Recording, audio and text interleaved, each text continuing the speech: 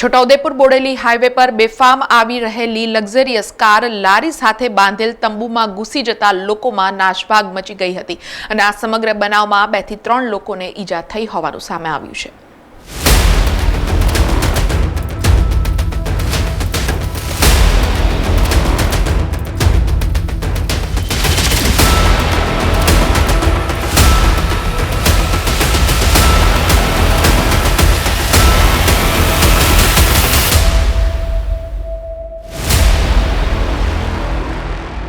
ગુજરાતમાં દિવસ અને દિવસે અકસ્માતોની ઘટનામાં વધારો નોંધાઈ રહ્યો છે અને તેમાં પણ બેફામ કાર ચાલકોથી સર્જાતા અકસ્માતો પ્રજાની સુરક્ષા સામે સવાલો ઊભા કરે છે।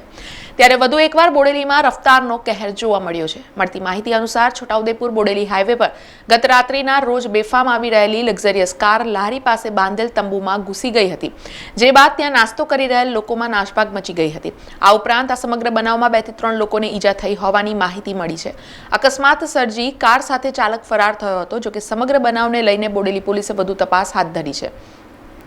આ ઘટનાના ભયાનક સીસીટીવી પણ સામે આવ્યા છે, જેમાં જોઈ શકાય છે કે કેવી રીતે શાંતિથી નાસ્તો કરી રહેલ લોકો પર આ બેફામ કાર આવે છે। 10 साढ़े 10 बजे का टाइम होगा, 10-11 बजे के आसपास।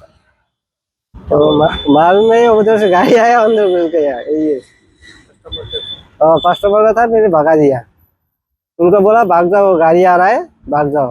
तो वो लोग किसी को पब्लिक तो किसी को चोट तो नहीं लगा, खाली गाड़ी में जाके टक्कर दे दिया। लगा तो किसी को नहीं है, लेकिन वो खाली नुकसान हुआ हुई है। थोड़ा सा लगा है, बच गया। हाँ बच गया, वो तो बच गया। लगा तो किसी को नहीं, वैसा चोट तो किसी को नहीं लगा, उसको सबको भगा दिया। मालूम था ना कि इधर से टक्कर आ जाए, इसलिए भगा दिया उन लोग का। અહીં સૌથી મહત્વની વાત એ છે કે હાલ સુધી આ મામલે પોલીસ ફરિયાદ દાખલ થઈ નથી, સાથે જ કાર માલિક કે કાર ચાલકની કોઈ ઓળખ સામે આવી નથી। આ સમગ્ર મામલે દુકાન ચલાવનાર પોલીસ ફરિયાદ માટે તૈયાર ન હોવાની પોલીસ વિભાગ તરફથી માહિતી મળી છે।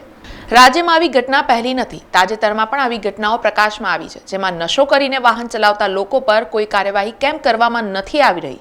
ક્યાં સુધી આવા નબીરાઓ માસૂમ લોકોના જીવ લેતા રહેશે? તંત્ર ક્યારે જાગશે? આવા અનેક સવાલ આવી ઘટના બાદ ઊભા થાય છે, પરંતુ આ મામલે કાર્યવાહી ક્યારે કરાશે તે એક મોટો સવાલ છે।